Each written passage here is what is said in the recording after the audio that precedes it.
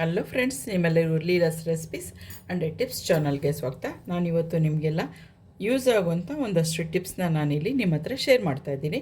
ಮೊದಲನೇದಾಗಿ ನೋಡ್ಕೊಳ್ಳೋಣ ಯಾವ ಟಿಪ್ ಅಂತ. ಇದು ಹಾಲನ್ನು ನಾವು ಅಂಗಡಿಯಿಂದ ತಂದು ಕಟ್ ಮಾಡಿ ಕಾಯೋದಕ್ಕೆ ಇಟ್ಟಾಗ ಅದು ಒಡೆದೋಗುತ್ತೆ ಅಂತ, ಇನ್ನೇನು ಒಡೆಯುತ್ತೆ ಅಂತ ನಿಮ್ಗೆ ಅನಿಸುತ್ತೆ, ಅಂದರೆ ಗೊತ್ತಾಗುತ್ತೆ ಒಡೆದೋಗುತ್ತೆ ಈ ಹಾಲು ಅಂತ. ಅಥವಾ ಅರ್ಧ ಹಾಲು ತೆಗೆದುಕೊಂಡು ಅದನ್ನು ಕಾಯಿಸೋಕೆ ಇಟ್ಟಿರ್ತೀರ, ಅದು ಒಡೆದೋಗಿರುತ್ತೆ, ಇನ್ನು ಮಿಕ್ಕಿದ್ದು ಇನ್ನೂ ಹಾಲು ಇರುತ್ತೆ.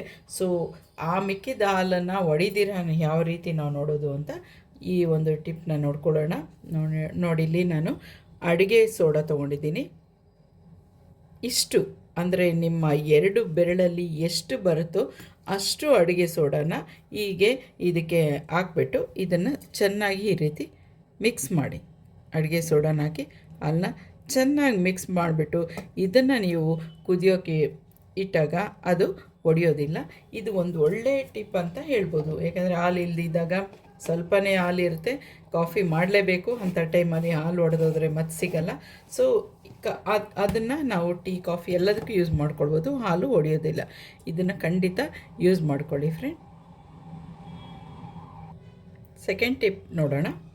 ನಾವು ಈ ರೀತಿ ತೆಂಗಿನಕಾಯಿ ಒಡೆದಿರ್ತೀವಿ, ಅದನ್ನು ನಾವು ಫ್ರಿಜ್ಜಲ್ಲಿ ಇಟ್ಟಾಗ ಅದು ಡ್ರೈ ಆಗಿಬಿಟ್ಟು ತುಂಬಾ ಒಣಗಿದ ಕೊಬ್ಬರಿ ಥರ ಆಗಿಬಿಟ್ಟಿರುತ್ತೆ. ಸೊ ಅದನ್ನು ಫ್ರೆಶ್ ಆಗಿ ನಮಗೆ ಈಗ ಕಾಯಿ ಒಡೆದಾಗೆ ಹೇಗಿರುತ್ತೋ ಕೊಬ್ಬರಿ ಹಾಗೇ ಇರಬೇಕು ಅಂತಂದರೆ ಇದನ್ನು ತುರಿದ್ಬಿಡಬೇಕು. ಅಂದರೆ ಗ್ರೇಟ್ ಮಾಡಿ ಇಟ್ಕೊಳ್ಳಿ ಕೊಬ್ಬರಿ ತುರಿಯೋದ್ರಲ್ಲಿ. ಅಥವಾ ಇಲ್ಲ ಅಂದರೆ ಇದನ್ನು ಇದನ್ನೆಲ್ಲ ಕಟ್ ಮಾಡಿ ತೆಗೆದುಬಿಟ್ಟು ಮಿಕ್ಸರಲ್ಲಿ 1-2 ಸಾರಿ ನೀವು ಆ ಬಟನನ್ನು 1-2 ಸಾರಿ ಪ್ರೆಸ್ ಮಾಡಿದರೆ ಸಾಕು. 1-2 ಸಾರಿ 1-2 ರೌಂಡ್ ಮಾಡಿದ್ರೆ ಸಾಕು, ನಿಮಗೆ ಸೇಮ್ ಯಾವ ರೀತಿ ನಾವು ತುರಿದಾಗ ಬರುತ್ತೋ ಕೊಬ್ಬರಿ ಅದೇ ಥರ ಇರುತ್ತೆ. ಸೊ ಇದೊಂದು ಟಿಪ್ ಅಂತ ಇಟ್ಕೊಳ್ಳೋಣ. ಈಗ ಇದನ್ನು ನಾವು ಯಾವ ರೀತಿ ಫ್ರೆಶ್ ಆಗಿರೋ ಥರ ಕೊಬ್ಬರಿನೇ ಇದೇ ಥರ ಇರಬೇಕು ಅನ್ನೋದನ್ನು ಸ್ಟೋರ್ ಮಾಡೋದು ಹೇಗೆ ಅಂತ ನೋಡ್ಕೊಳ್ಳೋಣ. ನೋಡಿ, ಹೀಗೆಲ್ಲ ಇದನ್ನು ನಾನು ಮಿಕ್ಸರ್ಗೆ ಹಾಕಿ ಇಟ್ಟಿದ್ದೀನಿ. ಇದನ್ನು ನಾವಿಲ್ಲಿ ಈ ಕೊಬ್ಬರಿ ತುರಿನ ಇದನ್ನು ಫ್ರಿಜ್ಜಲ್ಲಿ ಕೆಳಗಡೆ ಇಡಬಾರ್ದು, ಫ್ರೀಝರಲ್ಲಿ ಇಡಬೇಕು. ಇದನ್ನು ಈ ರೀತಿ ಒಂದು ಏರ್ಟೈಟ್ ಕಂಟೈನರಲ್ಲಿ ಹಾಕ್ಬಿಟ್ಟು ಕ್ಲೀನಾಗಿ ಕೊಬ್ಬರಿ ತುರಿದಿಟ್ಟಿರೋದನ್ನು ಹಾಕ್ಬಿಟ್ಟು ನೀವು ಇದನ್ನು ಫ್ರೀಝರಲ್ಲಿ ಸ್ಟೋರ್ ಮಾಡಿದ್ರೆ ಅದು ಐಸ್ ಥರ ಆಗಿರುತ್ತೆ. ಆದರೆ ತೆಗೆದಾಗ ಇದು ಕೂಡ ನಾನು ಇಟ್ಟಿರೋದೆ ನೋಡಿ ಗಟ್ಟಿಯಾಗಿದೆ. ನೋಡಿ ಈ ರೀತಿ ಗಟ್ಟಿಗಾಗಿದೆ. ಇದನ್ನು ನೀವು 1-2 ನಿಮಿಷ ನೀವು ಇಲ್ಲಿಟ್ಟರೆ ಸಾಕು, ಅದು ಫ್ರೆಶ್ ಆಗಿ ಆಗ್ತಾನೆ ನಾವು ತೆಂಗಿನಕಾಯಿ ತುರಿದಾಗ ಹೇಗಿರುತ್ತೋ ಕೊಬ್ಬರಿ ಅದೇ ಥರ ಇರುತ್ತೆ. ಅದನ್ನು ಚಟ್ನಿ ಅಥವಾ ಯಾವುದೇ ಒಂದು ಇದಕ್ಕೆ ಯೂಸ್ ಮಾಡ್ಕೊಳ್ಬೋದು. ಇದು ಒಂದು ಟಿಪ್ ಆಯಿತು. ಮತ್ತು ಮುಂದಿನ ಟಿಪ್ಪನ್ನು ನೋಡೋಣ. 3ನೇ ಟಿಪ್ ನೋಡ್ಕೊಳ್ಳೋಣ ಫ್ರೆಂಡ್ಸ್. ಈಗ ಹಸಿ ಮೆಣಸಿನ್ಕಾಯಿ ತಂದಿರ್ತೀವಿ, ಇದನ್ನು ಫ್ರೆಶ್ಶಾಗಿ ತುಂಬ ದಿವಸ ಹಾಳಾಗ್ದಿರೋ ಇಡಬೇಕು, ನಾವು ಸ್ಟೋರ್ ಮಾಡಿ ಇಡಬೇಕು ಅಂದರೆ ಈ ರೀತಿ ಎಲ್ಲ ತೊಟ್ಟುಗಳನ್ನ ಬಿಡಿಸ್ಬಿಟ್ಟು ಇದರಲ್ಲಿ ಚೆನ್ನಾಗಿ ವಾಶ್ ಮಾಡಿ, ಈ ತೊಟ್ಟು ನೀವು ಹಾಗೆ ಇಟ್ಟರೆ ತುಂಬ ದಿವಸ ಇರೋದಿಲ್ಲ. ಸೊ ಅದು ತುಂಬ ದಿವಸ ಇರಬೇಕು ಅಂದರೆ ಈ ತೊಟ್ಟುಗಳೆಲ್ಲ ತೆಗೆದು ಕ್ಲೀನಾಗಿ ವಾಶ್ ಮಾಡಿ ಸ್ವಲ್ಪ ಅದನ್ನು ಒಂದು ಬಟ್ಟೆ ಮೇಲೆ ಅಥವಾ ಒಂದು ಪ್ಲೇಟ್ ಮೇಲೆ ಹಾಕಿ ಡ್ರೈ ಮಾಡಿಬಿಟ್ಟು ಆಮೇಲೆ ಒಂದು ಕವರಲ್ಲಿ ಹಾಕಿ ನೀವು ಇಡ್ಬೋದು. ಕವರಲ್ಲಿ ಅಥವಾ ಒಂದು ನ್ಯೂಸ್ ಪೇಪರಲ್ಲಿ ಅಥವಾ ಟಿಶ್ಯೂ ಪೇಪರಲ್ಲಿ ಇದನ್ನು ಸುತ್ತಬಿಟ್ಟು ಮತ್ತೆ ಒಂದು ಕವರಲ್ಲಿ ಇದನ್ನು ಇಡ್ಬೋದು ಅಥವಾ ಒಂದು ಕಂಟೈನರಲ್ಲಿ ಹಾಕಿಡ್ಬೋದು. ಆವಾಗ ನಿಮಗೆ ತುಂಬ ದಿವಸ ಇದು ಫ್ರೆಶ್ ಆಗಿ ಇರುತ್ತೆ ಫ್ರೆಂಡ್ಸ್. 3ನೇ ಟಿಪ್ ನೋಡ್ಕೊಳ್ಳೋಣ.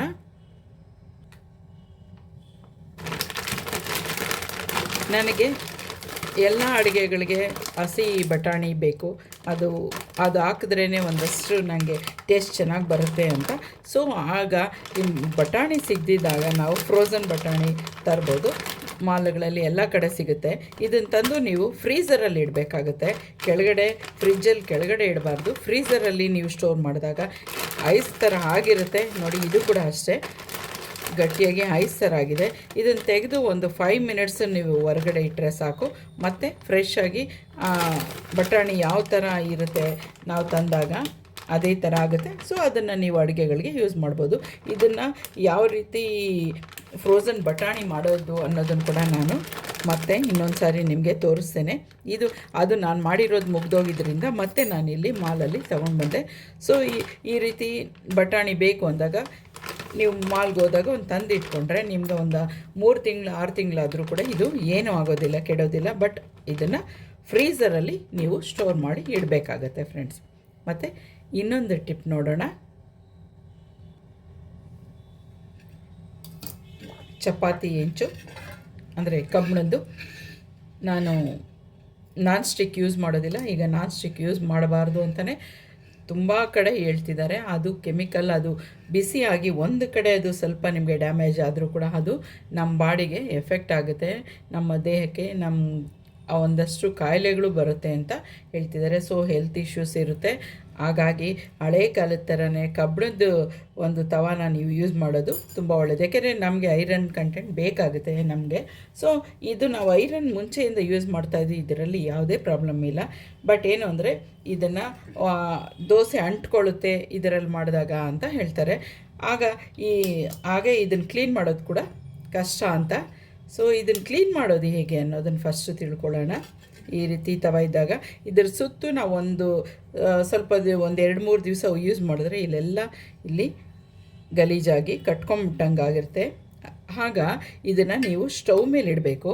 ಸ್ಟವ್ ಮೇಲಿಟ್ಟು ಬಿಸಿ ಮಾಡ್ತಾನೆ ಇದನ್ನು ಇಲ್ಲಿ ಒಂದು ಶಾರ್ಪ್ ಆಗಿರೋಂಥ ಒಂದು ನೈಫ್ ತೊಗೊಂಡು ಚಾಕುನಲ್ಲಿ ಈ ರೀತಿ ಕ್ಲೀನಾಗಿ ಹೀಗೆ ಎಲ್ಲ ಕಡೆ ಈ ರೀತಿ ತೆಗೆದ್ರೆ ಕ್ಲೀನಾಗಿ ಅಲ್ಲಿ ಏನೇನು ಕಟ್ಟಿರುತ್ತೆ ಅದೆಲ್ಲ ಬಿಸಿ ಸ್ಟವ್ ಮೇಲೆ ಇಟ್ಕೊಂಡೇ ನೀವು ಈ ರೀತಿ ಇದನ್ನೆಲ್ಲ ಹಿಂಗೆ ಕ್ಲೀನಾಗಿ ಹಿಂಗೆ ತೆಗೆದ್ರೆ ಅದು ಬಂದ್ಬಿಡುತ್ತೆ. ಆಮೇಲೆ ಈ ಒಂದು ಬ್ರಷಲ್ಲಿ ಸೋಪ್ ಹಾಕಿ ತೊಳ್ಕೊಂಬಿಟ್ರೆ ಕ್ಲೀನ್ ಆಗುತ್ತೆ. ಬಟ್ ಅದು ತೊಳೆದ ತಕ್ಷಣವೇ ನೀವು ದೋಸೆ ಮಾಡೋಕ್ಕಾಗೋದಿಲ್ಲ. ಚಪಾತಿ ಮಾಡ್ಕೋಬೋದು, ಬಟ್ ದೋಸೆ ಹಾಕಬೇಕು ಅಂದರೆ ಅದನ್ನು ನೀವು ಇದಕ್ಕೆ ಸ್ವಲ್ಪ ಎಣ್ಣೆ ಹಾಕಿ ಇಡಬೇಕಾಗತ್ತೆ. ಅಥವಾ ತೊಳೆದ ತಕ್ಷಣ ಕೂಡ ನೀವು ಹಾಗೇನೂ ಇಡಲೇಬಾರ್ದು, ಯಾಕೆಂದರೆ ಇದು ಐರನ್ ಕಬ್ಬಿಣದಾಗಿದ್ದರಿಂದ ರಸ್ಟ್ ಬರುತ್ತೆ. ಸೊ ನೀವು ಯಾವಾಗೇ ತೊಳೆದ್ರೂ ಕೂಡ ಇದಕ್ಕೆಲ್ಲ ಕ್ಲೀನಾಗಿ ಸ್ವಲ್ಪ ಎಣ್ಣೆನ ಸವರ್ಬಿಟ್ಟು ಎಲ್ಲ ಬಳೆದು ಇಡಬೇಕಾಗುತ್ತೆ. ಹಿಂದೆ ಮುಂದೆ ಎಲ್ಲ ಕಡೆನೂ ಈ ರೀತಿ ಇದಕ್ಕೆ ಎಣ್ಣೆ ಹಾಕ್ಬಿಟ್ಟು ಇಡಬೇಕಾಗುತ್ತೆ. ನೀವು ಮತ್ತೆ ಯೂಸ್ ಮಾಡುವಾಗ ಸ್ವಲ್ಪ ತೊಳ್ಕೊಂಡ್ರೆ ಆಯಿತು. ಬಟ್ ದೋಸೆ ಹಾಕಬೇಕು ಅಂದರೆ ಮಾತ್ರ ಒಂದು ದಿವಸ ಇದರಲ್ಲಿ ಎಣ್ಣೆನ ಇದನ್ನು ಬಳೆದು ಇಡಬೇಕು. ಆಮೇಲೆ ಆನಿಯನನ್ನು ಖಂಡಿತ ನೀವು ಉಜ್ಜಲೇಬೇಕಾಗುತ್ತೆ. ಆನಿಯನ್ ಉಜ್ಜಿ ಹಾಕೋದ್ರಿಂದ ದೋಸೆ ನಿಮಗೆ ಅಂಟೋದಿಲ್ಲ, ನೀಟಾಗಿ ದೋಸೆ ಬರುತ್ತೆ. ಇನ್ನೊಂದು ಟಿಪ್ ನೋಡ್ಕೊಳ್ಳೋಣ ಫ್ರೆಂಡ್. ಈ ಒಂದು ಟಿಪ್ಪು ನಮಗೆ ಅಲ್ಲ, ಸೊಸೈಟಿಗೆ ಕೂಡ ಅಥವಾ ಮುಂದಿನ ಜನ್ರೇಷನ್ಗೆ ಕೂಡ ನಾವು ಮಾಡ್ತಾ ಇರೋ ಅಂಥ ಸಹಾಯ ಅಂತ ಹೇಳ್ಬೋದು, ಅಥವಾ ನಾವು ಮಾಡಲೇಬೇಕಾದಂಥ ಒಂದು ಕರ್ತವ್ಯ ಅಂತ ಕೂಡ ಹೇಳ್ಕೊಳ್ಬೋದು. ಈ ರೀತಿ ಹಾಲ್ ಕವರ್ಗಳು ತರ್ತೀವಿ. ಬೆಳಗ್ಗೆ ಎಲ್ಲರ ಮನೆಯಲ್ಲೂ ಹಾಲ್ ಕವರ್ ಕಟ್ಟಾಗುತ್ತೆ, ಅಂದರೆ ಲಕ್ಷಾಂತರ ಕವರ್ಗಳು ಬೆಳಗ್ಗೆ ಕಟ್ಟಾಗುತ್ತೆ. ಪ್ಲಾಸ್ಟಿಕ್ ವೇಸ್ಟು ತುಂಬಾ ಬರ್ತಾಯಿದೆ. ಈಗ ಆ ಪ್ಲಾಸ್ಟಿಕ್ ಮಣ್ಣಲ್ಲಿ ಸೇರಿ ಅದು ಮಣ್ಣಿಂದ ಗಿಡಗಳಿಗೆ ಮತ್ತು ಹಸುಗಳು ತಿಂದು ಅದು ಹಾಲಿನ ಮುಖಾಂತರ ನಮ್ಮ ಬಾಡಿನ ಮತ್ತೆ ಸೇರ್ತಾಯಿದೆ. ನಮ್ಮ ಬ್ಲಡ್ಡಲ್ಲಿ ಕೂಡ ಮೈಕ್ರೋ ಪ್ಲಾಸ್ಟಿಕ್ ಸೇರ್ತಾ ಇದೆ ಅಂತ ಈಗ ತಾನೇ ಡಾಕ್ಟ್ರುಗಳೆಲ್ಲ ತುಂಬಾ ಹೇಳ್ತಿದ್ದಾರೆ.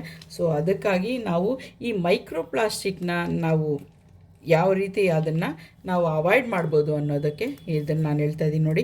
ಯಾವಾಗಲೇ ಆಗಲಿ ಹಾಲ್ ಕವರ್ ಕಟ್ ಮಾಡಿದಾಗ ಈ ಕೊನೆ ಇಷ್ಟು ಕಟ್ ಮಾಡಿದಾಗ ಇಷ್ಟು ಪೀಸು ಅದು ಒಬ್ಬರ ಮನೆಯಲ್ಲಿ ಇಷ್ಟಿಷ್ಟು ಪೀಸ್ ಹೋಯಿತು ಅಂತಂದರೆ ಲಕ್ಷಾಂತರ ಜನ ಬೆಳಗ್ಗೆನೇ ಅದನ್ನು ಕಟ್ ಮಾಡ್ತಾರೆ. ಆ ಮೈಕ್ರೋ ಪ್ಲಾಸ್ಟಿಕ್ ಅದನ್ನು ಮತ್ತೆ ನಾವು ರೀಸೈಕಲ್ಗೆ ಯೂಸ್ ಮಾಡೋಕ್ಕಾಗೋದಿಲ್ಲ, ಅದು ಮಣ್ಣಲ್ಲಿ ಸೇರುತ್ತೆ. ಅದು ಪಾಪ BBMP ಅವರು ಕೂಡ ಅದನ್ನು ತೆಗಿಯೋಕ್ಕಾಗಲ್ಲ, ಯಾಕೆಂದರೆ ಅಷ್ಟು ಸಣ್ಣ ಪೀಸ್ಗಳು ಎಲ್ಲಿ ಸಿಗುತ್ತೆ. ಸೊ ಅದನ್ನೆಲ್ಲ ನೀವು ಖಂಡಿತ ಒಂದು ತಲೆಯಲ್ಲಿ ಇಟ್ಕೊಂಡು ನಾವು ಇದನ್ನು ಮುಂದಿನ ದಿನಗಳಲ್ಲಿ ಇದನ್ನು ನಾವು ಯಾವ ರೀತಿ ಅದನ್ನು ಅವಾಯ್ಡ್ ಮಾಡ್ಬೋದು ಅಂತ ನೋಡ್ಕೋಬೇಕು. ನೋಡಿ ಈ ರೀತಿ ಹೀಗೆ ಈ ಥರ ಕಟ್ ಮಾಡಿ ನೀವು ಹಾಲು ತೊಗೊಳ್ಳೋದ್ರಿಂದ ಮೈಕ್ರೋ ಪ್ಲಾಸ್ಟಿಕ್ ಪ್ರಾಬ್ಲಮ್ ಬರೋದಿಲ್ಲ, ಅದೊಂದು ಭೂಮಿಗೆ ಸೇರೋದಿಲ್ಲ. ಸೊ ಇದು ನೋಡಿ ಇದರಲ್ಲೇ ಇರುತ್ತೆ, ರೀಸೈಕಲ್ಗೆ ನಿಮಗೆ ಯೂಸ್ ಆಗುತ್ತೆ. ಇದನ್ನು ನಾವು ಬಿಸಾಕಿದಾಗ ಅದು ರೀಸೈಕಲ್ಗೆ ಹೋಗುತ್ತೆ. ಬಟ್ ಅಷ್ಟು ಹೋಯಿತು ಅಂದರೆ ಅದು ಮೈಕ್ರೋ ಪ್ಲಾಸ್ಟಿಕ್ ಆಗಿ ಮತ್ತೆ ನೇಚರಿಗೆ ಸೇರಿ ಮತ್ತು ನಮ್ಮ ಬಾಡಿಗೆ ಸೇರುತ್ತೆ. ಈ ರೀತಿ ಕಾಫಿ ಮಾಡುವಾಗ ಇದು ಕೂಡ ಅಷ್ಟೇ ಈ ರೀತಿ ಹಿಂಗೆ ಕಟ್ ಮಾಡಿ ಇಲ್ಲಿ ಕಟ್ ಮಾಡಿದಾಗ ಅದು ಮೈಕ್ರೋ ಪ್ಲಾಸ್ಟಿಕ್ ಆಗಿ ಮತ್ತೆ ಭೂಮಿಗೆ ಸೇರ್ತಾ ಇದೆ. ಈ ರೀತಿ ಮಾಡಿದಾಗ ಇಲ್ಲಿಗಿಷ್ಟು ಕಟ್ ಮಾಡಿದಾಗ ಇದು ಇದರಲ್ಲೇ ಇರುತ್ತೆ. ಸೊ ಇದು ರೀಸೈಕಲ್ಗೆ ಹೋಗುತ್ತೆ. ಹಾಗೆ ಶಾಂಪೂ ಕವರ್ಗಳು ಕೂಡ ಅಷ್ಟೇ, ಅದನ್ನು ಅಲ್ಲಿ ಕಟ್ ಮಾಡೋ ಬದಲು ಈಗ ಕಟ್ ಮಾಡಿ ಈ ಥರ ಇಟ್ಕೊಳ್ಳಿ. ಈ ಪೀಸ್ ಇದರಲ್ಲೇ ಇರೋದರಿಂದ ಅದು ರೀಸೈಕಲ್ಗೆ ಹೋಗುತ್ತೆ. ಇದು ಖಂಡಿತ ಎಲ್ಲರೂ ಮಾಡಲೇಬೇಕಾದಂಥ ನಮ್ಮ ಕರ್ತವ್ಯ ಫ್ರೆಂಡ್ಸ್. ಇದೊಂದು ನಿಮಗೆ ಒಂದು ಒಳ್ಳೆ ಟಿಪ್ ಅಂತ ಅಂದ್ಕೊಳ್ತೀನಿ. ದಯವಿಟ್ಟು ಎಲ್ಲರೂ ಇದನ್ನು ಫಾಲೋ ಮಾಡಿ, ಯೂಸ್ ಮಾಡಿ. ಓಕೆ ಫ್ರೆಂಡ್ಸ್, ಇವತ್ತಿನ ಈ ಒಂದು ಟಿಪ್ಸ್ ಎಲ್ಲ ನಿಮಗೆ ತುಂಬಾ ಯೂಸ್ ಆಗುತ್ತೆ ಅಂದ್ಕೊಳ್ತೀನಿ. ಇದನ್ನೆಲ್ಲ ಖಂಡಿತ ನಿಮ್ಮ ಇದರಲ್ಲಿ ಯೂಸ್ ಮಾಡ್ಕೊಳ್ಳಿ, ಬೇರೆಯವರಿಗೆ ಶೇರ್ ಮಾಡಿ. ಹಾಗೆ ನನ್ನ ಚಾನಲ್ನ ಸಬ್ಸ್ಕ್ರೈಬ್ ಮಾಡ್ಕೊಳ್ಳಿ. ಬೆಲ್ಲ ಐಕಾನ್ ಒತ್ತೋದ್ರಿಂದ ನಾನು ಯಾವುದೇ ಒಂದು ಹೊಸ ವಿಡಿಯೋ ಹಾಕಿದ್ರೆ ತಕ್ಷಣ ನಿಮಗೆ ಬರುತ್ತೆ. Okay friends, have a good day. Bye.